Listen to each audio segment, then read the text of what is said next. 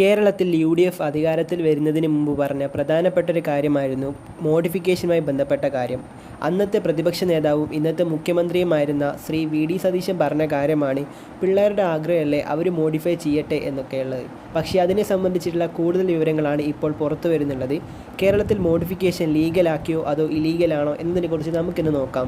ഇപ്പോൾ വരുന്ന വിവരങ്ങളുടെ അടിസ്ഥാനത്തിൽ കേരളത്തിൽ മോഡിഫിക്കേഷൻ നിയമങ്ങളുടെ കാര്യത്തിൽ ചെറിയ രീതിയിലുള്ള ഇളവുകളും കാര്യങ്ങളൊക്കെ വന്നിട്ടുണ്ട്. അപ്പോൾ അത് എന്തൊക്കെയാണെന്ന് നോക്കാം. ഗതാഗത കമ്മീഷന്റെ റിപ്പോർട്ട് പ്രകാരം പ്രധാനമായും സംസ്ഥാനത്ത് 18 തരം മോഡിഫിക്കേഷനുകളാണ് അനുവദിച്ചിട്ടുള്ളത്. സ്റ്റിക്കറുകൾ, ഉള്ളിലെ ലൈറ്റുകൾ, അധിക സ്പീക്കറുകൾ, seat cover, dash camera, reverse camera, 50% വരെ കാഴ്ച മറക്കുന്ന സൺഫിലിം തുടങ്ങിയവയാണ് ഇവയിൽ പ്രധാനപ്പെട്ടവ. അപ്പോൾ മോഡിഫിക്കേഷനുമായി ബന്ധപ്പെട്ട് ഇപ്പോൾ വന്നിട്ടുള്ള വിവരങ്ങളുടെ അടിസ്ഥാനത്തിൽ നമുക്ക് നമ്മുടെ വാഹനങ്ങളിൽ ചെയ്യാൻ പറ്റിയ മോഡിഫിക്കേഷനുകൾ, അതായത് ലീഗലായ മോഡിഫിക്കേഷനുകൾ എന്തൊക്കെയാണെന്ന് നോക്കാം.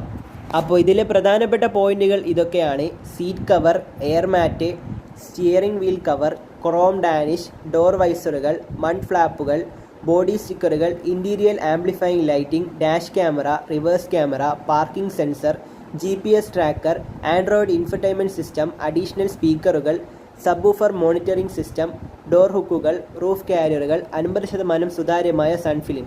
കൂടാതെ RCയിൽ മാറ്റം വരുത്തി ചെയ്യാവുന്ന മോഡിഫിക്കേഷനുകൾ ഏതൊക്കെയാണെന്ന് നോക്കാം. വാഹനത്തിൻ്റെ നിറം മാറ്റൽ, എൻജിൻ മാറ്റൽ, LPG CNG കിറ്റ് വെക്കൽ, ഇലക്ട്രിക് ആക്കി മാറ്റൽ, ഭിന്നശേഷി സൗഹൃദ വാഹനമാക്കൽ, ചാസി ഫെയിം മാറ്റൽ. MVD സർക്കാരിന് സമർപ്പിച്ച ശുപാർശ പ്രകാരമുള്ള വിവരങ്ങളാണിത്. അപ്പോൾ ഇത്രയും കാര്യങ്ങളാണ് നമ്മുടെ കേരളത്തിൽ മോഡിഫിക്കേഷനുമായി ബന്ധപ്പെട്ട് വരാൻ പോകുന്നത്. അപ്പോൾ ഇതിനെക്കുറിച്ച് എന്തായാലും നിങ്ങളുടെ അഭിപ്രായം എന്തായാലും കമൻറ്റ് ചെയ്യുക. പിന്നെ മറ്റൊരു പ്രധാനപ്പെട്ട കാര്യം, ഇതിനകത്ത് മോഡിഫിക്കേഷൻ എന്ന് പറഞ്ഞ് കൊടുത്തിട്ടുള്ള കാര്യങ്ങളിൽ ഭൂരിഭാഗവും നമ്മുടെ നാട്ടിൽ സാധാരണ വണ്ടികളിലൊക്കെ ഉള്ളതാണ്. ഒരുവിധപ്പെട്ട എല്ലാ വണ്ടികളിലും ഈ പറഞ്ഞ കാര്യങ്ങളിൽ ഏകദേശവും ഉണ്ട്. അതുകൊണ്ട് തന്നെ ഇത് അത്ര സാറ്റിസ്ഫൈഡ് ആയ ഒരു ന്യൂസോ കാര്യങ്ങളോ ഒന്നുമല്ല. UDF സർക്കാർ അധികാരത്തിൽ വരുന്നതിന് മുമ്പ് അവർ പറഞ്ഞ പ്രധാനപ്പെട്ട വാഗ്ദാനങ്ങളിലൊന്നായിരുന്നു ഈ മോഡിഫിക്കേഷനുമായി ബന്ധപ്പെട്ടിട്ടുള്ളത്.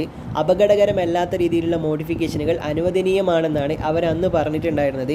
കേരളത്തിലെ ഭൂരിപക്ഷം വരുന്ന യുവാക്കളും UDFന് വോട്ട് ചെയ്യാനും അവർ 102 സീറ്റ് എന്ന ചരിത്ര വിജയത്തോടെ വിജയിക്കാനും ഈ വാഗ്ദാനത്തിന് ചെറുതല്ലാത്തൊരു പങ്കുണ്ട്.